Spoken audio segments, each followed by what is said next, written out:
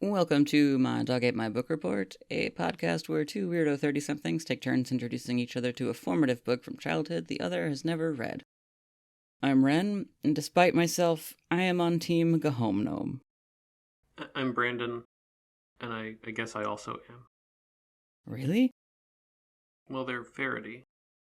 Well, that's true, but I took Team Go Home Gnome because I figured I was leaving you free to be on the obvious correct team, which is Team Dragon.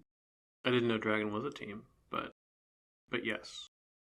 If Dragon's a team, that's the team I'm on. It's the obvious right choice. It is. He made a very good pitch for why he's mean to the humans. Yeah. Because they started it, and I believe him. I have notes.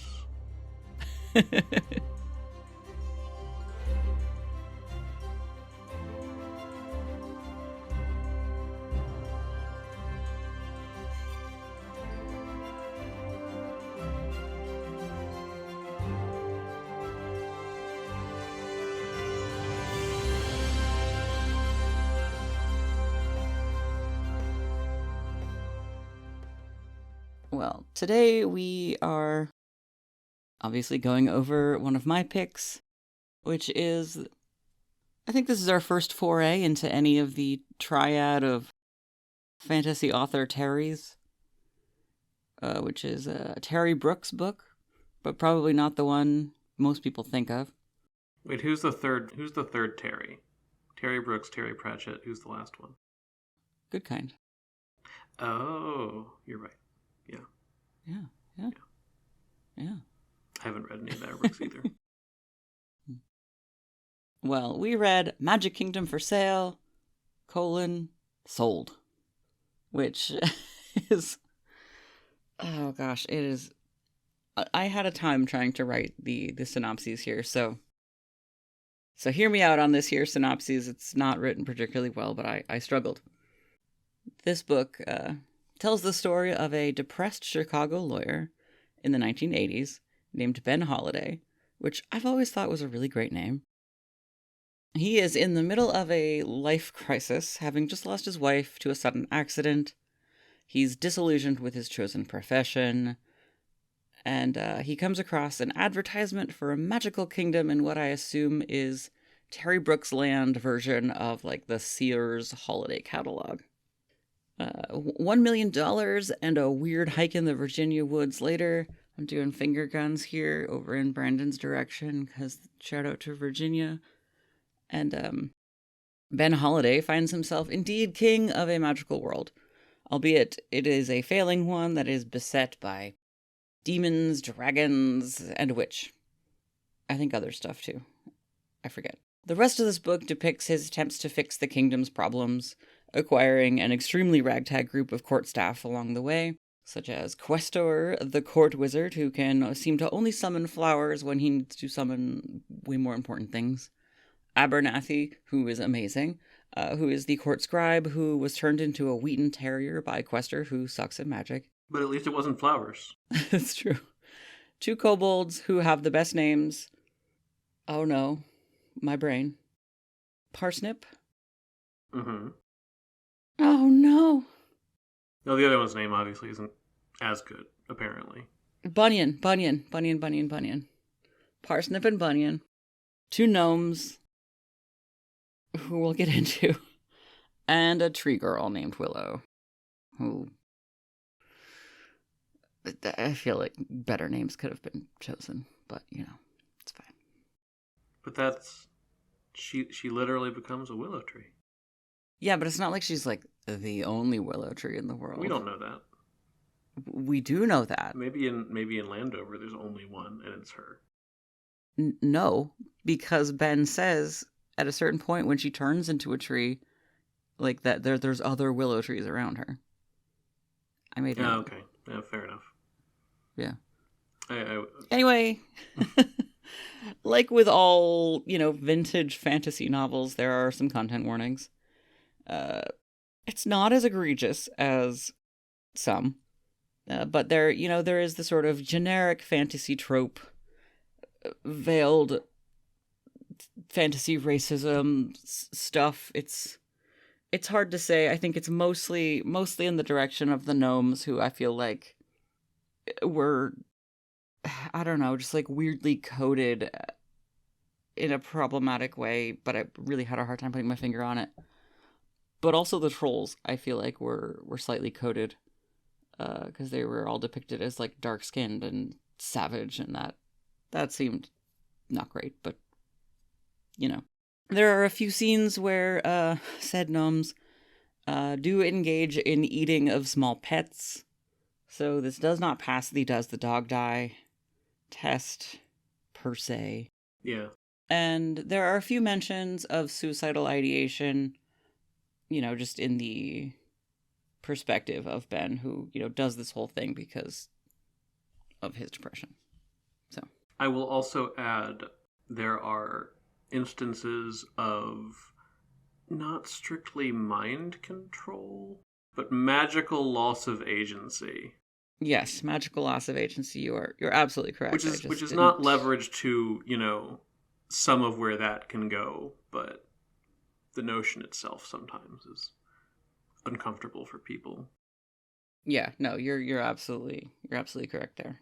So yeah, other than that, which was all pretty small, I feel like in general this is actually a fairly gentle, older, vintage fantasy novel to pick up.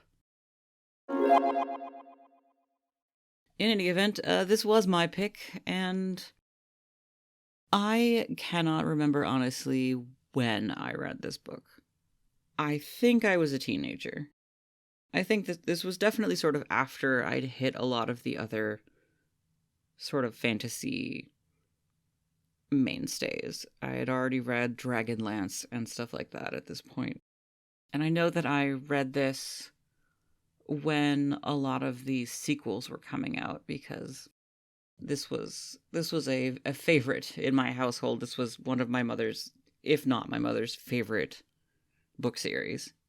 And so when all the sequels were coming out in the mid to late 90s, they were, the moment they hit the book stand in the house. So I obviously didn't get to read them first, because Mom read them first. But, I had to read them to see what all the fuss was about. So I'm going to guess that I was probably 14, 15 when I read these for the most part. Which, I did read the first 6 books. As a result, as I was reading this again, which I didn't read any of them since then, things would start to happen in the book and I'd be like, oh, is this the part when this happens? But it never did, and I would realize, oh, that's in one of the sequels. So all 6 of these books really just mushed all together into really scattered memories. And as I read this, I realized how little of this book I actually remembered. So it was kind of fun going back. Yeah. But in terms of, how I felt about it when I was reading it the first time, I remembered being not very impressed by Terry Brooks's other fantasy series, which we'll get into, but being told that this had a more interesting angle. So, which is true.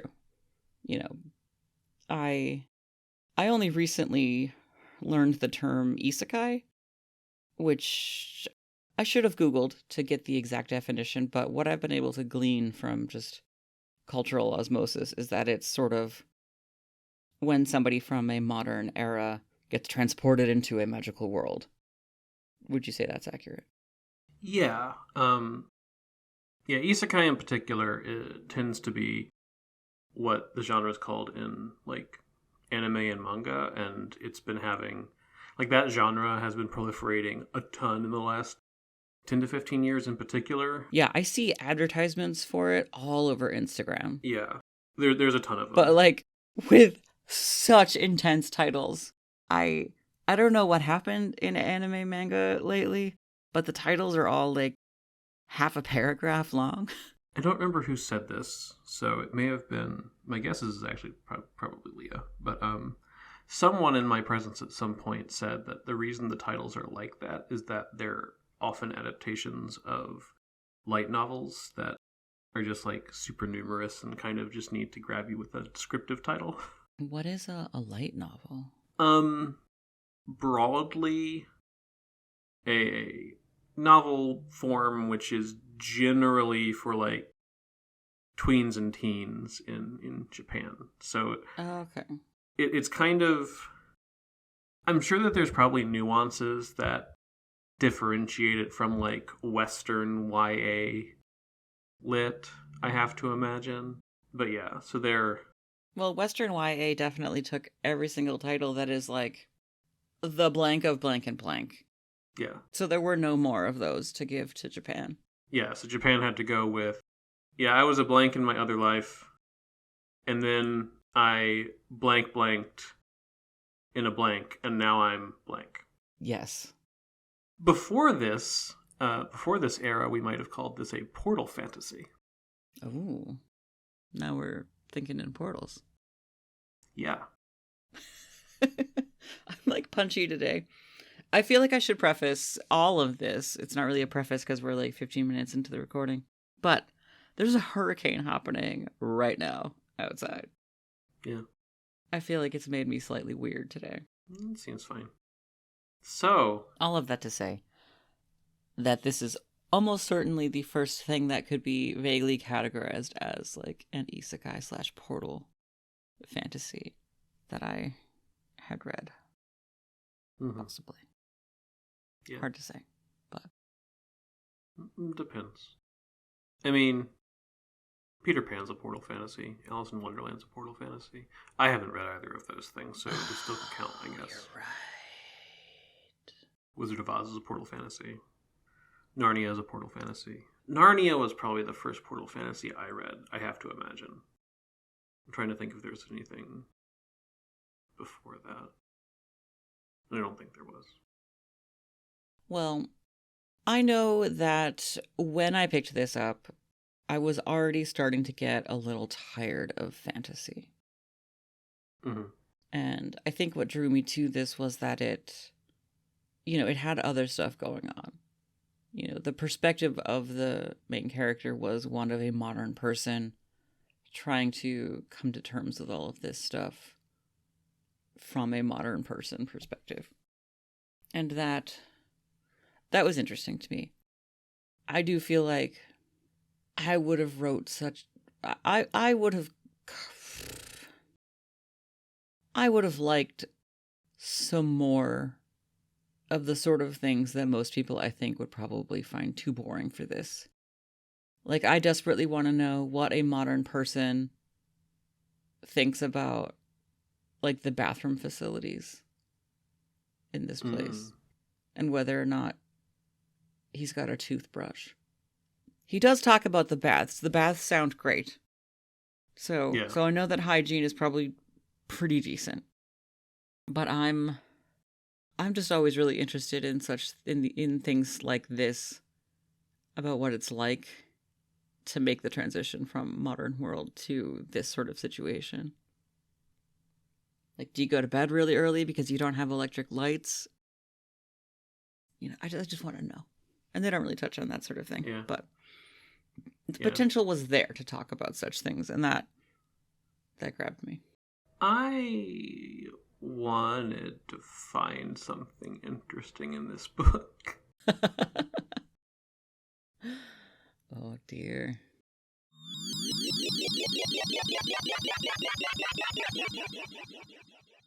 I think that maybe before we get into any of our, what sounds like it's probably going to be maybe a gripe on Brandon's end and just nitpicks on mine, I do have a new, like, little brief segue time. So, we've been working on this podcast almost 2 years now, and I thought maybe it was time to get some more listener interaction in on our episodes. So, going forward, if folks are so inclined, we have a Patreon, and if you join the Patreon, that gives you access to all of the places where we are discussing the books that we are currently reading that we have not recorded yet. So that you all, if you have thoughts on these books, can give us those thoughts and ask us questions and things that we will be sure to answer in the actual recording of the episodes, because I just thought it would be fun to get more input from other people and what they think about the books that we are currently reading.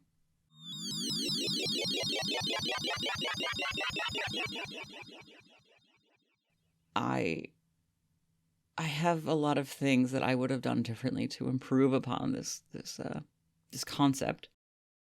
Mm-hmm. Although I will give it that, this was written in the 80s. I have several decades of other books that I've read since then that color my opinion. And probably for the 80s, this was pretty innovative.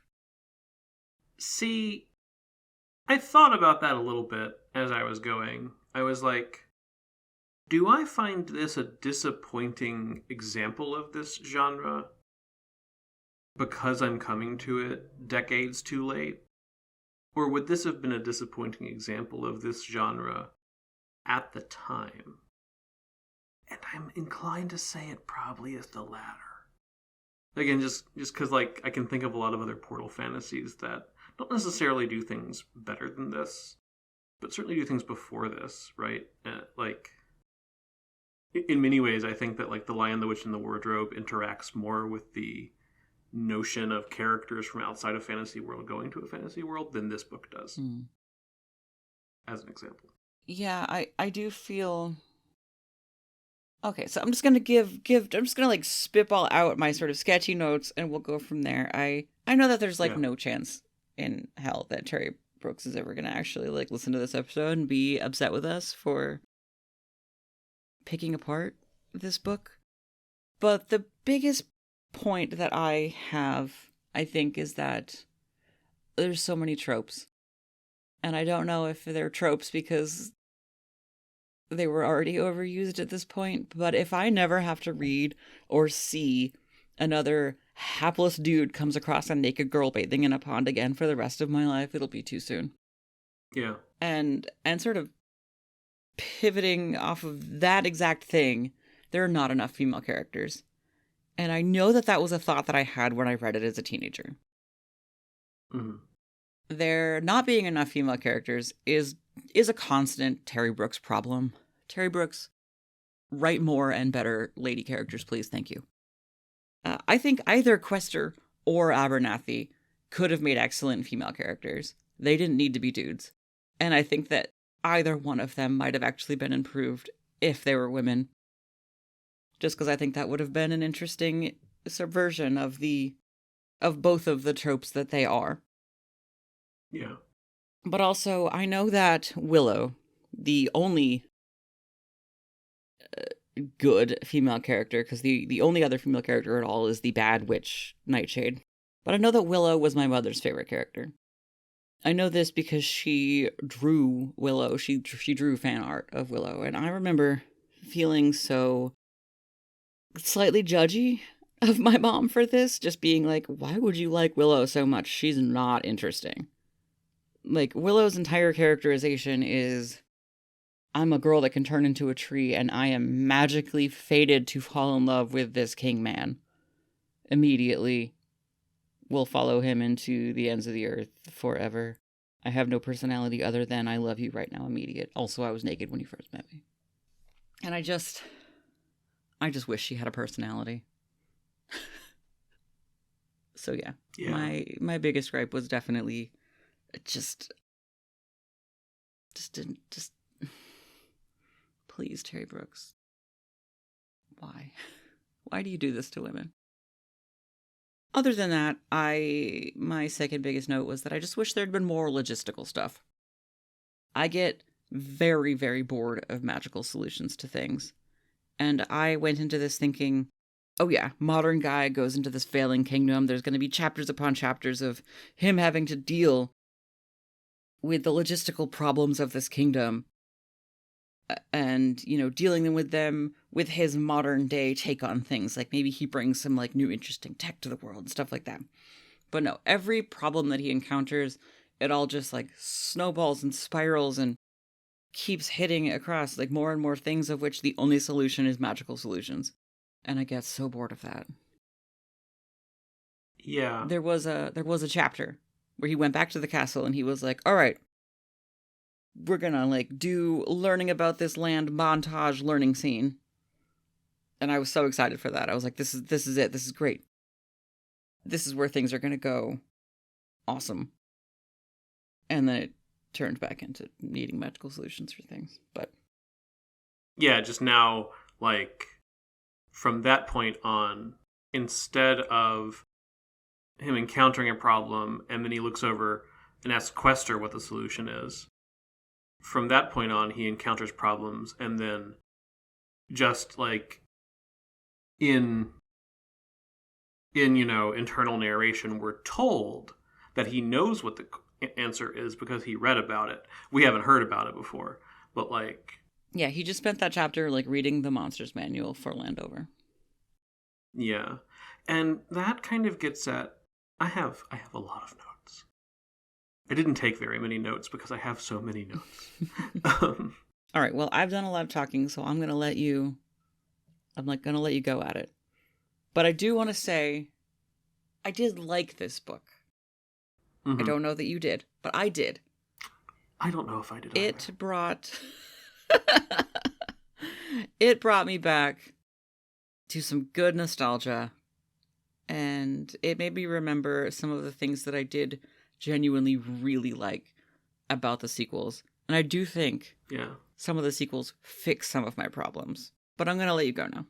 Because I just wanted to start off with a positive. I've got, we're gonna need a what you call it sandwich where, like, there's a good thing and then a lot of toppings in the middle and then another good thing. I don't know what that other good thing is yet, but, like, it's somewhere in there, I guess. I guess my two biggest, like, just general stylistic gripes kind of play off of some of what you're saying. This book, more than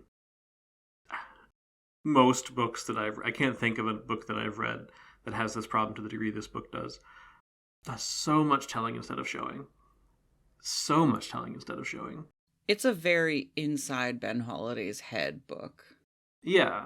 And even when it's not, I mean, it always is, but even when, like, the figuring out a solution part isn't in his head, it still largely amounts to Quester telling him something, right? That's true.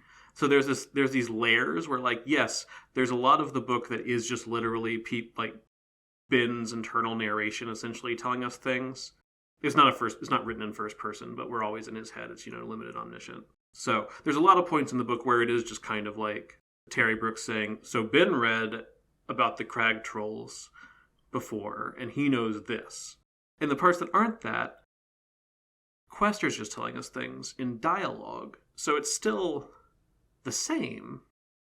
And sometimes it takes a really long time to get those answers. Like, the first few chapters of him being in Landover, and it takes a few chapters to get there, so this is like the third, fourth, fifth chapter, I think. When we're not really sure what the whole deal is, like, why is this thing in a catalog? Like, how did all of this work? There's a bunch of times when Ben is like, okay, Quester, tell me everything about the catalog thing. Like, why is everything this way? And then Quester says, like, one new fact. And then they end the conversation. And then a few pages later, Ben is like, okay, Quester, you were holding out on me last time. Tell me everything. And Quester tells him one new fact. And then they forget about it and they move on. And then he does it again. I think there's literally at least 3 times in those first several chapters where there's essentially a moment when Ben is like, Quester, there is something I don't know and you need to tell me. And it doesn't even feel like Quester is hiding those facts. There are a couple that he clearly doesn't want to say immediately.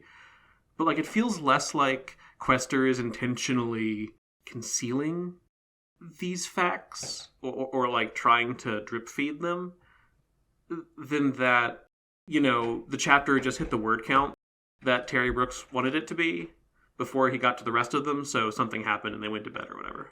Which, relatedly, this book gives me a lot of vibes of, like, written to the word count. I do not know if that was actually the case, certainly, but I feel like some parts of this are so sort of just tread water so much. Like, it takes us so long to get to Landover, for example. And it's not because there needs to be a lot of setup for getting to Landover, to getting into Landover in the first place. It just feels like the book takes a long time to kind of rehash the handful of factors that are playing in Ben's mind, building up to buying the Magic Kingdom, right? And even then, it's still like telling, not showing. We're told by his buddy Miles that Ben is like this really awesome lawyer, and he takes on like big corporations that are corrupt kind of stuff. Like, he's one of those lawyers that like is in it for the little guy and doesn't give up. We never see him in court. That's true. That's true. People just tell us he's a great, awesome lawyer. But we get that little bit rehashed, and the notion of like him having the money, but like, what if it's a scam? And then eventually we get to Landover. So it just sort of feels like, to me, there were sections that I wouldn't be super surprised if the book had to be a certain length, a book per a contract or whatever. Some of that I also started to pick up on. I didn't check beforehand to see if this was part of a series. But by about the halfway point, I was pretty positive. I would have bet money it was part of a series, because it felt like there were so many things that were setups for things that this book was not going to explore, but that would almost certainly make more interesting adventures in later books. Well, we'll get into that, but I don't think, from what I've read in the interviews of his that I've watched about this, that it was intended to be a series. But because Terry Brooks is a series author, I think it just naturally turned into one. Yeah. Yeah, and it's not that this one ends on a like cliffhanger or anything. If this had been a standalone book, it wouldn't have like been incomplete, I guess.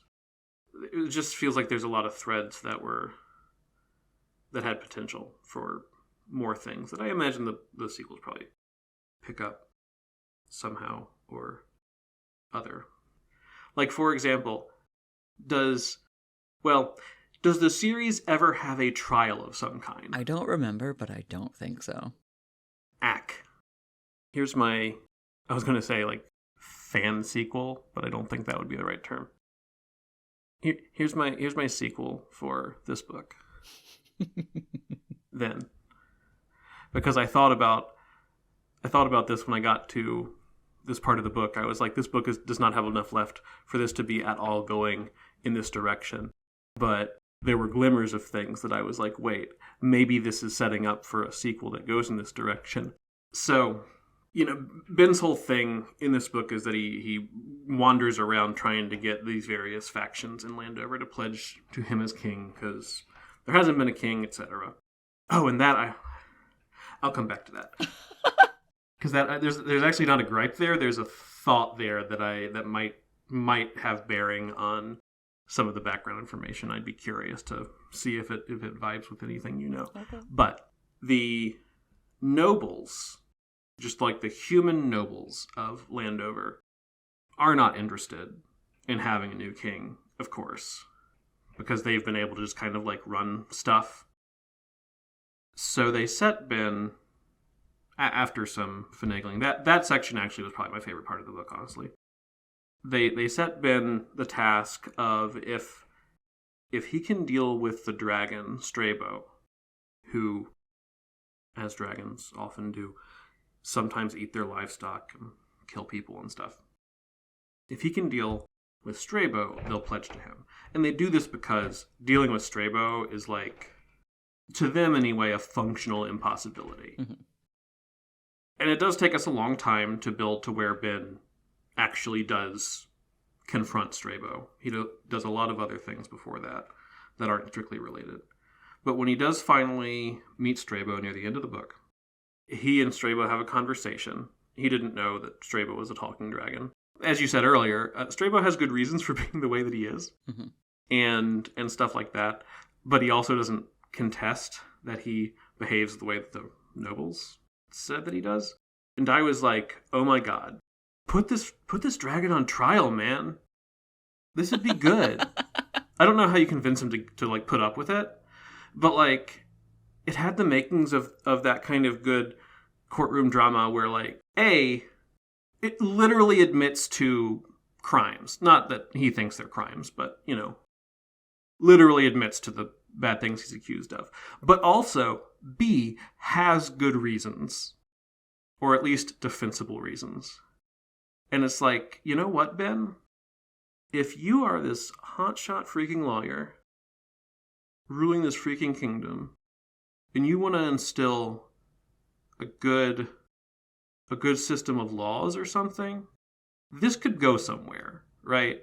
Yeah. I think a lot could have been made with that. I kept waiting for the idea that he's a lawyer to matter, and it doesn't. I would argue it doesn't matter in this book. Even if there isn't a trial in any of the sequels, I would like to think that at some point it matters a little more that he's a lawyer. Well, if you don't mind me dipping into, and we can come back to all of your notes, but if you don't mind me dipping into the background knowledge, I feel like it segues very nicely here.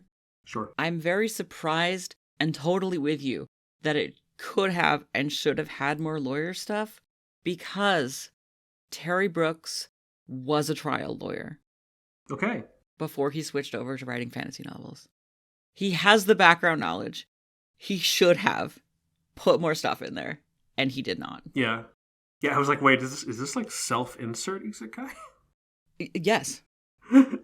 Okay. I don't know if that makes me feel better or worse. So yeah, let's back up a little bit. So this book was written in 1986 by, as we said, Terry Brooks, who's one of the trio of fantasy author Terrys. Yeah. This is book one. The Terry Triad is what we call it in the biz. Yes. So this is book one of the Landover series. There are 6 total books. I only read the first 5 because the final one was released in 2009, and I had no idea there was a 6th one. So I didn't read that one. I have no idea what it's about, but I do know that it's about Ben's kid, who he eventually has. Mm-hmm. Terry Brooks himself. He was born in 1944 in Sterling, Illinois, which I think is really cute because his castle in Landover is called Sterling Silver. Yeah. Cute. Yeah, see? Cute. Yeah. So he's from Illinois. He's a trial lawyer in Chicago. Like some people we might know. He did eventually switch careers and become an author. His first book was The Sword of Shannara in 1977. Mm-hmm. And he wrote that first trilogy before he started on the Landover books. Although, actually, I have a link, which I'm going to include in the show notes, to an interview with Terry Brooks on YouTube, where he talks about him segueing from Shannara to the Landover books. And that interview link is where I realized that it's Shannara, not Shannara, which is how I've always said it. How everyone has always Terry said it, Brooks. and how it's said in the Shannara. TV series. But he calls it... Literally no one has called it Shannara. Terry Brooks calls it Shannara, so that's what it is. I bounced off of the sort of Shannara series pretty quickly because I found it to be just, at least the first book, a flagrant ripoff of Tolkien. However, I did also watch a TED Talk he did called Why I Write About Elves, which is actually a really interesting little TED Talk. It's like 14 minutes. I'll link it as well. It was pretty fun. He says in it, most people think that my literary influence is Tolkien, but I actually didn't read any Tolkien until college. My biggest literary influence is Faulkner. And I just kind of like hit pause in the video and I was like, what the fuck? No, I don't understand.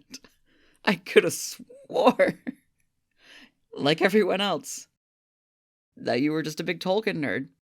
I mean, that happens sometimes, you know? Yeah. Especially with, like, Tolkien didn't invent elves anyway, right? I know. Even if a lot of pop culture elves are essentially derived from Tolkien rather than the source Tolkien's deriving them from. But anyway.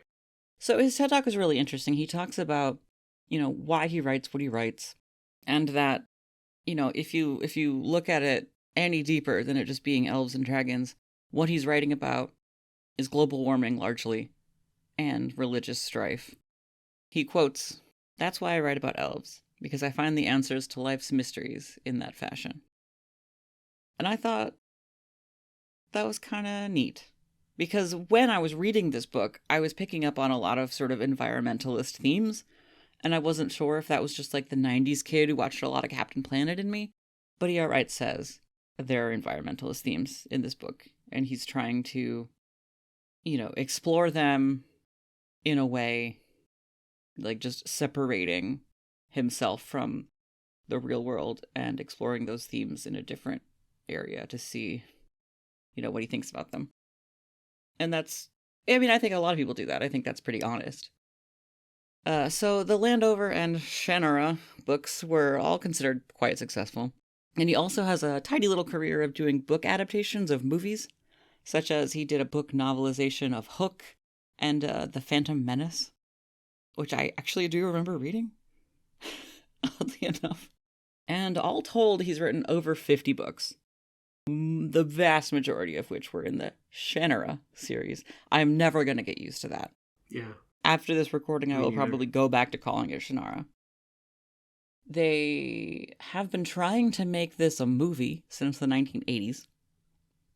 The closest seems to have been in 2012, where Terry Brooks made an announcement about it becoming a movie. It was like, Landover is coming to a screen near you. But it never seemed to come into fruition. And then there was a Reddit AMA in 2018 where he basically kind of, I feel like, makes a little bit of a threat, where he's like, I have another Landover book outlined, but, and I quote, any final plans to write and publish the final book are dependent on the release of a Landover movie.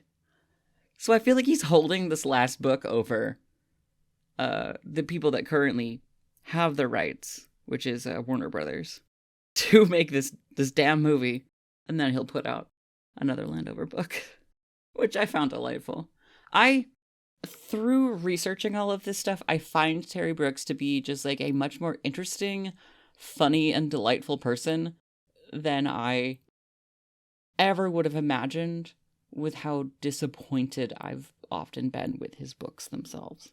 Yeah, it turns out that sometimes you can think an author seems like a rad person and then not like their work. So yeah, I think that Terry Brooks is a neat guy exploring some neat themes.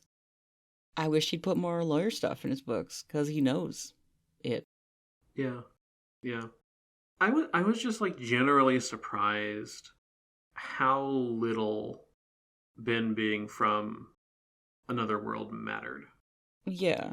I've been thinking about it, and I don't think I can think of a time where something in this book occurred that would necessitate Ben having been from another world, much less specifically, the real world, rather than just being from another land or something and ignorant of Landover, right?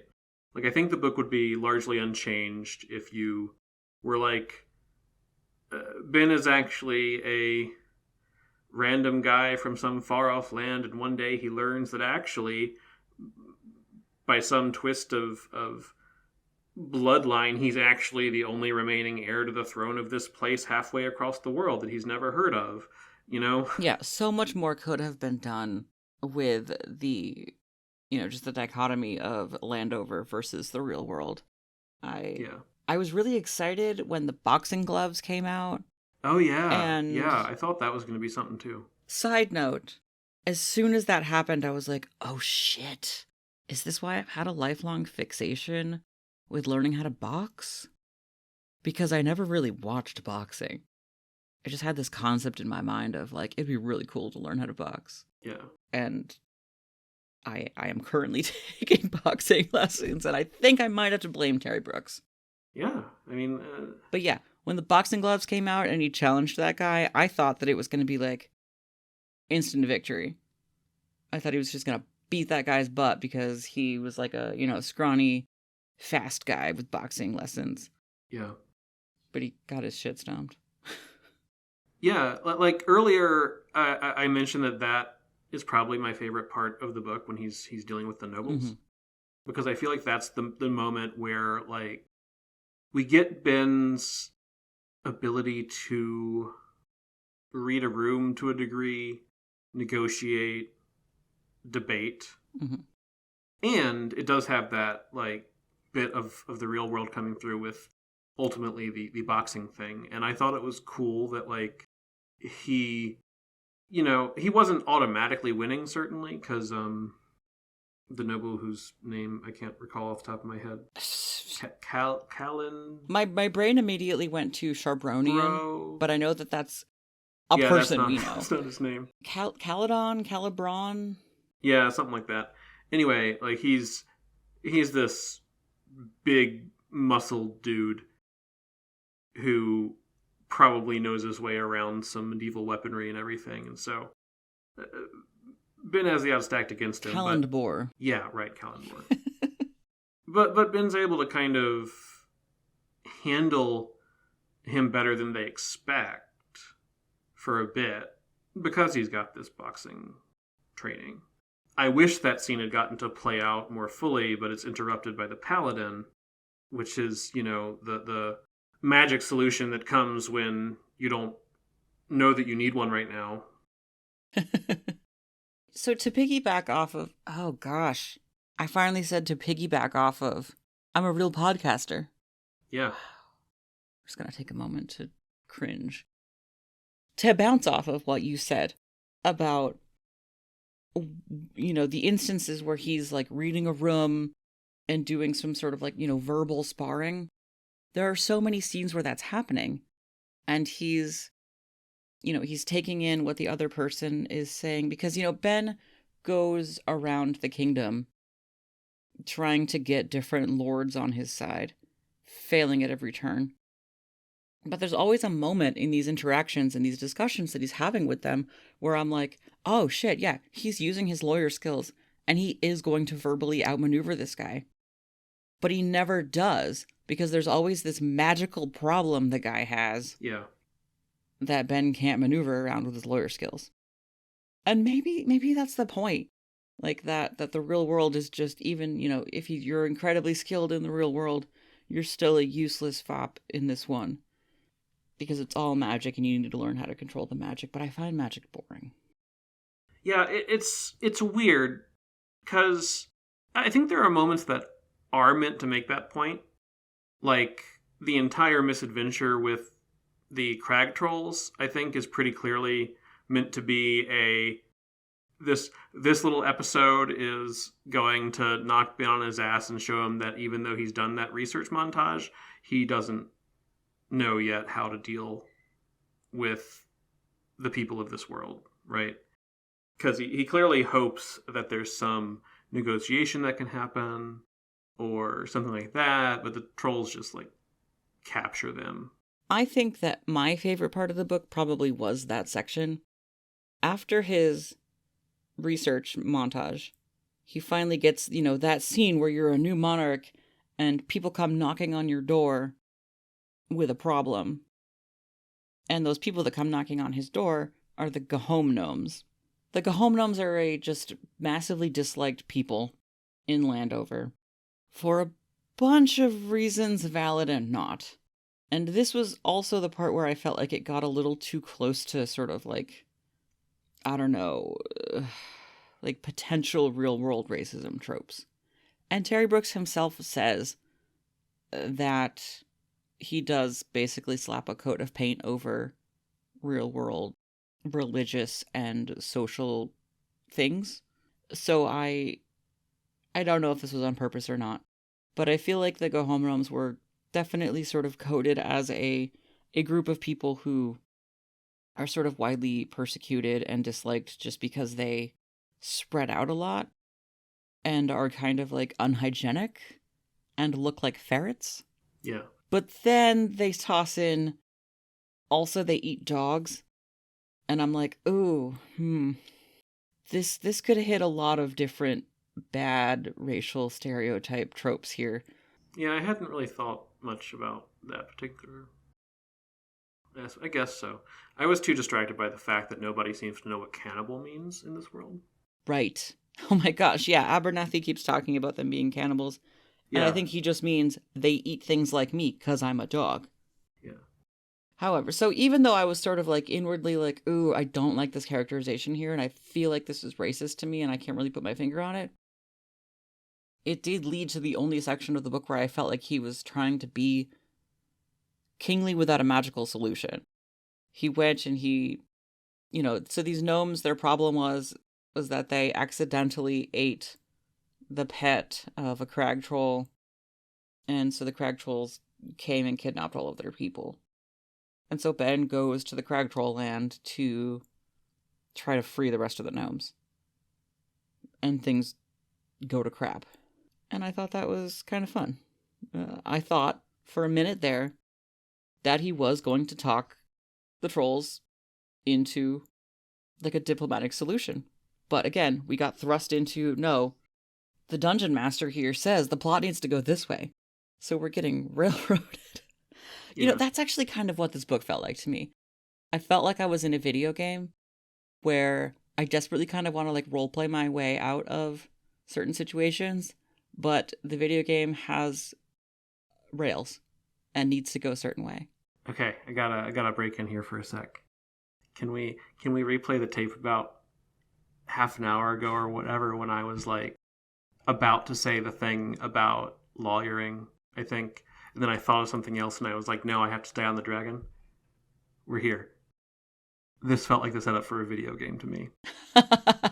The time when it like pinged immediately to like, wait, is this the setup for a video game? In particular, as soon as we got to the lands view, I was like, this is the thematic gloss for the in-game map. Oh my god, you're right. And then from there, because we're introduced to that relatively early after we get to Sterling Silver in the first place. And of course, Sterling Silver is in like total disrepair because there hasn't been a king. And it's like magically in disrepair. So it couldn't have been maintained. So then I was like, well, that's sort of the way that you'll tell that you're progressing through the game is Sterling Silver will start to look better as you go. Mm.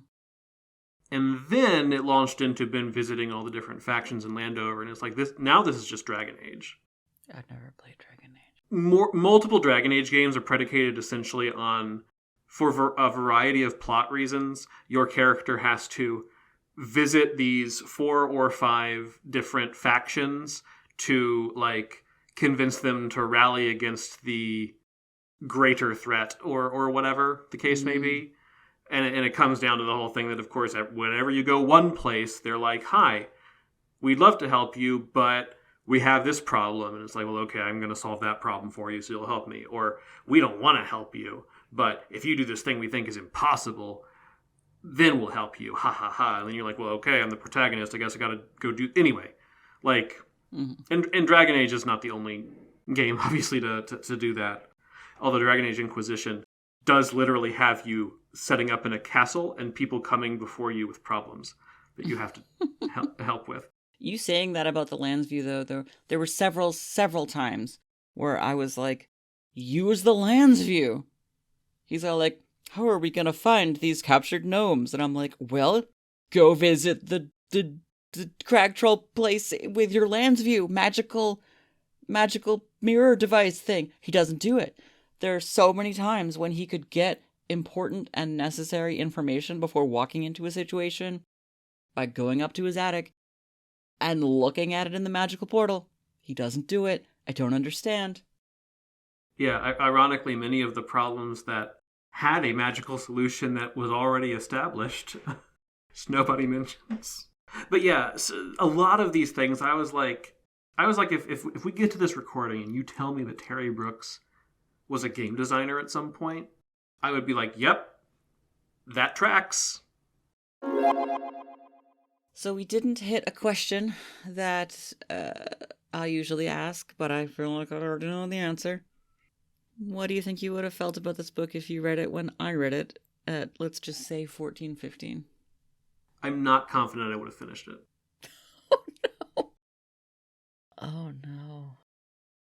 So, here's my ultimate feelings about this book.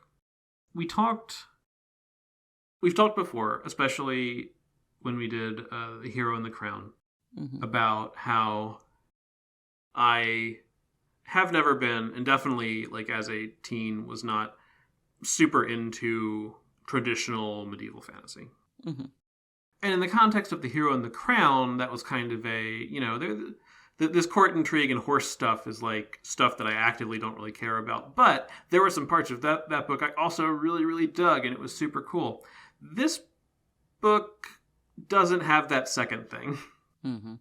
And I don't think my feelings about it would be very different from the way that I feel about it now, actually. Because ultimately what I felt like was that without the element of Ben meaningfully utilizing the fact that he was from our world in some way, without him doing some lawyering or using some skill or whatever, then the premise is kind of, I don't want to say wasted, but I think I mostly don't want to say wasted because I feel like it's mean.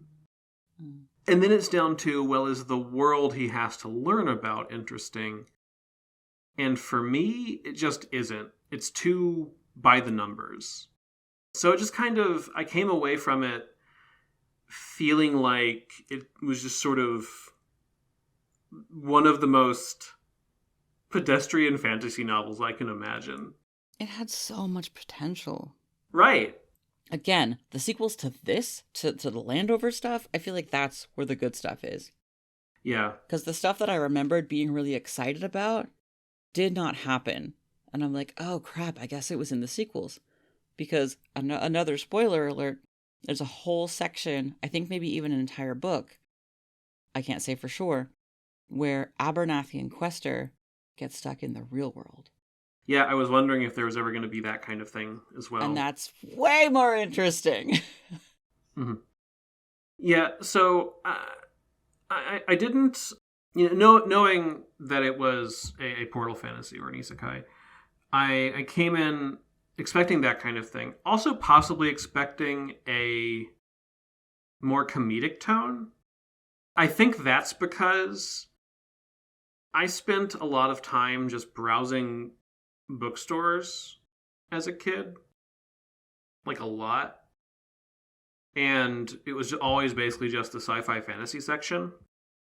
And when you picked this book, before I had gone to buy it and start reading it, I realized that in my head I had kind of congealed this book, Piers Anthony's Xanth series, and Robert Asprin's Myth series into all the same thing in my head, because, to be clear, I've read none of those.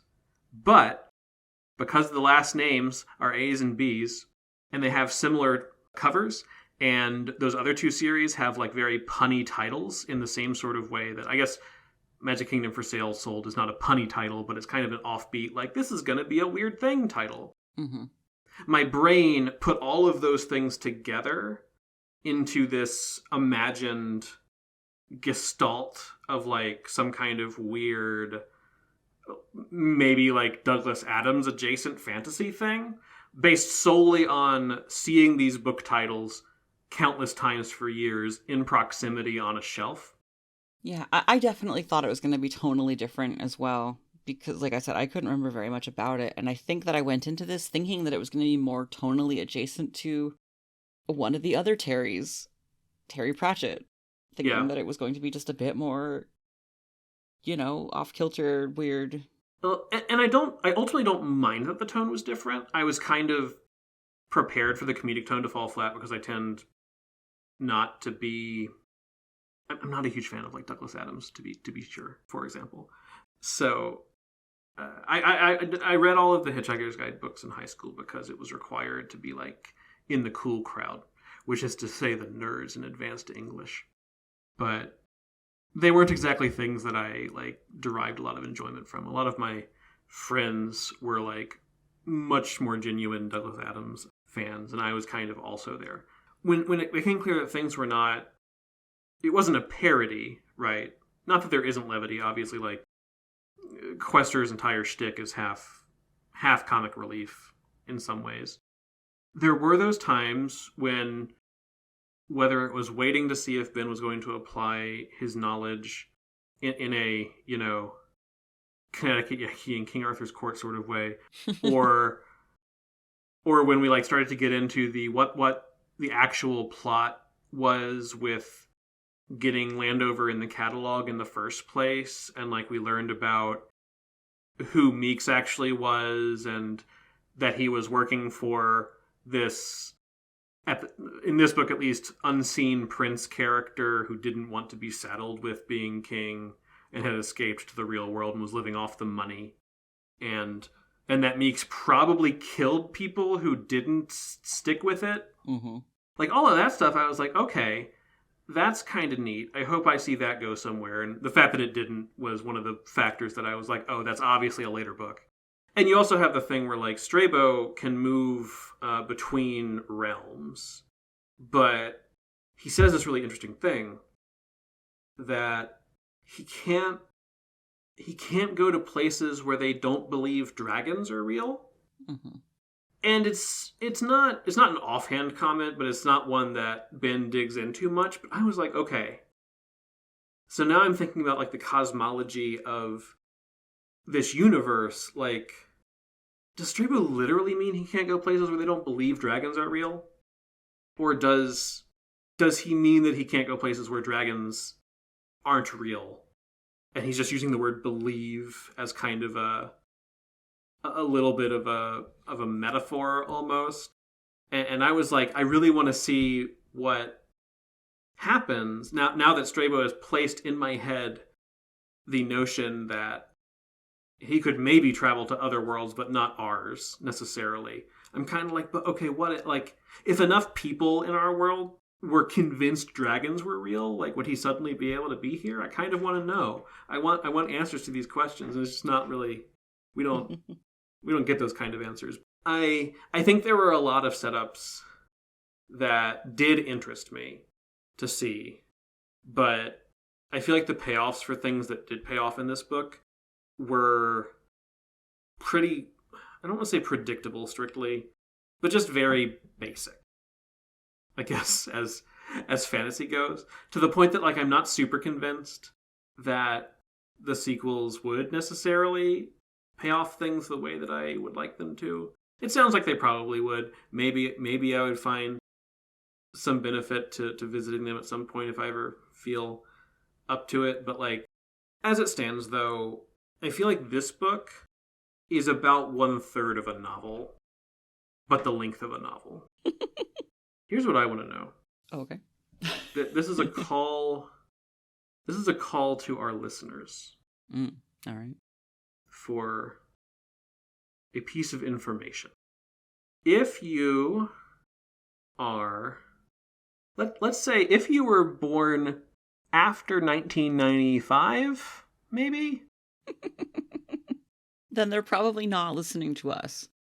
Well, we're too old and too uncool for anyone born after 1995. I think we're exactly cool enough. But humor me, there's got to be one. If you were born after 1995 and you've read this book, what did you think this catalog was?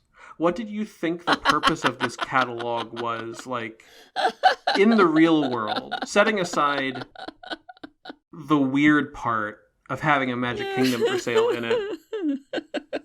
What do you imagine it's for? How does it work? How did we Where do you put the debit interact? Card? Yeah. I would love to know. Most fantasy books can get away with not necessarily having things that date them that hard, but this one, because of that premise, is there's this very specific thing that would not make sense anymore to people. Yeah. But I certainly remember having catalogs that I would look through. He said it was specifically a wish book, which I remember having the equivalent of at holidays and stuff. Yeah, I can't remember what brands. I feel like there was a JCPenney one and a Sears one. Yeah, I feel like it was a lot of department stores mainly, so Those are the two big ones that I think were around in where I was growing up when I was young enough that like we would have that annual ritual kind of as the holidays approach, we would maybe look at in the wish book, and my mom would get me to point out the thing that I wanted to ask Santa for in my letter to Santa or whatever. Man, the past is bizarre. We had to pick up this honkin' physical book full of photos of goods. We couldn't even buy them that way. That was just for us to know that they existed. And then, if we wanted them, I guess there were like order forms probably in it that you could rip out and mail, or we might have to call or go to a store. Well, this is like, the Scholastic Fair catalog. Yeah, then the store comes to you at a certain point. Yeah. Sears did not set up a toy department in my house, however.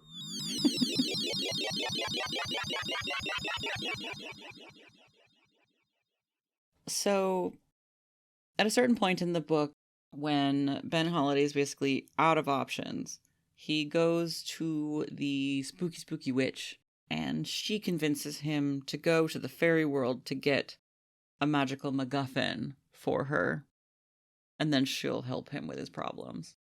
When he goes into the fairy world, all of this magical fairy world chaos happens, and he sees all these bad visions of things in an attempt to get him to, like, abandon his mission. So, you, Brandon, what would your brain have shown you in the fairy world to get you to abandon your mission of ruling Landover?